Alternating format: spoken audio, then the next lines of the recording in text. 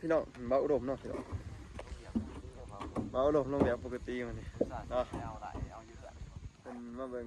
สวนอยู่บ้านน้ำแบงครับนะครับพ่อหนาอุดมเนาะคนขับรถกับมี่นี่เป็นคนขับรถก่อนเลยนี่นี่เบิ่งเรื่องไงนี่คนขับรถเนาะแต่ว่าบ่ยอมมาของการเนาะแม่นว่าไปหาเอาอยู่เพื่อนเบาอุดมเนาะ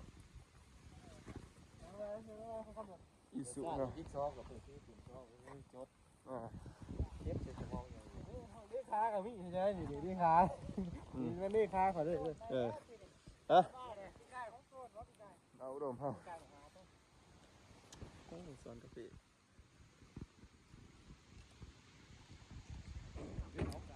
วันนี้เบาอุดมเฮาสิได้กลับคืนเนาะพี่น้องเนาะพอจบเบาอุดมเฮาเพิ่นมาหัวมาสวนนี่ก็ฝนตกนี่ฝนลิ้นเลอะอยู่ปีนึงคือมาต้นนึงเนาะว่าบ่สภาพอากาศบ่เป็นใจปานใดเนาะ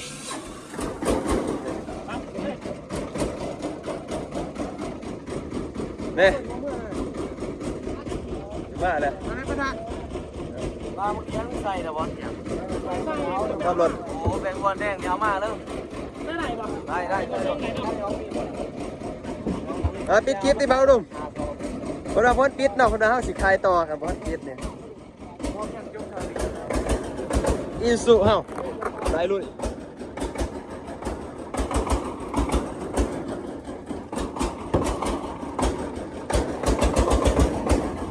โย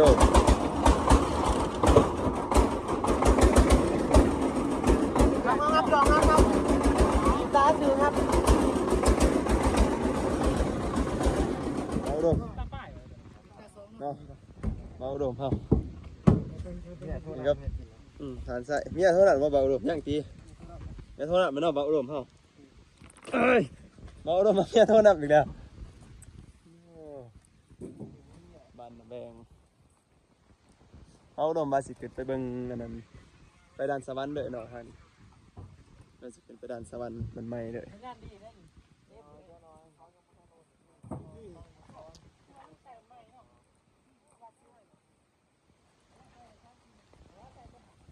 นักข่าวมีเลยนี่เป็นเจ้า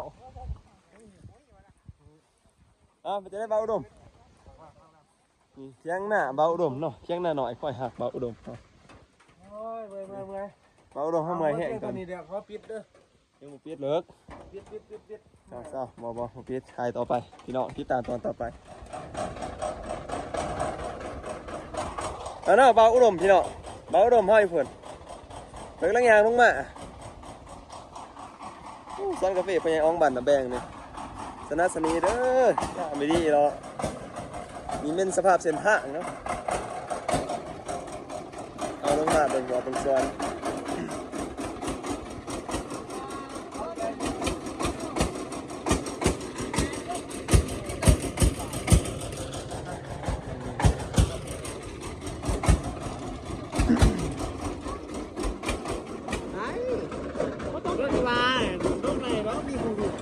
เมื่อไหร่มีลงไปอยู่อ่อนตีลงไปหอดครัวพอดีได้พากันอยู่อยู่ฮะ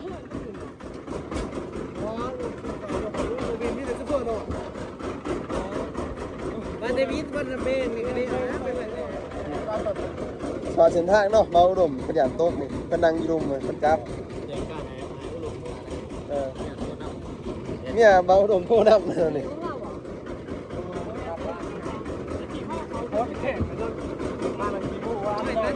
โคตรแข็งเลยโอ้เอาที่นี่น้องพี่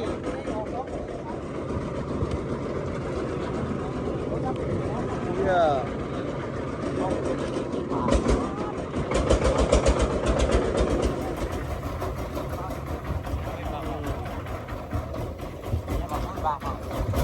ไปต้มน้ำเขียวเนาะไปทุนทำหาคนเบาอุดมเอาลงหน้าไส้เดี๋ยวนี้น้ำเด็กสิได้อยู่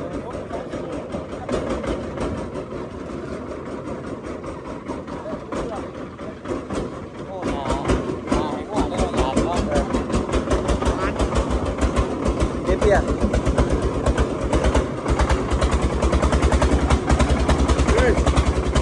รถเข้าห้องแถว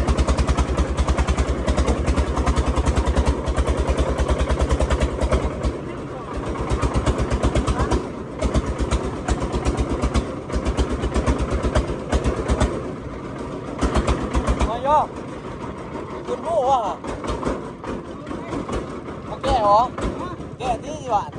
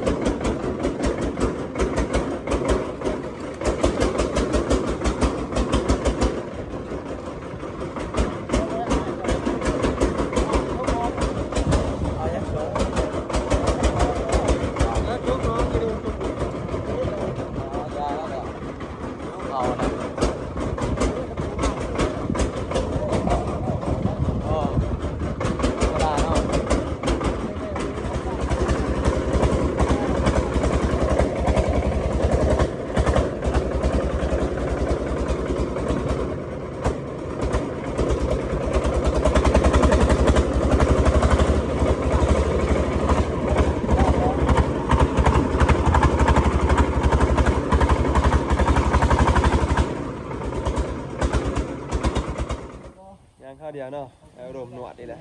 ตัวนี้สุขภาพบ่อำนวยแหละตีพี่ตี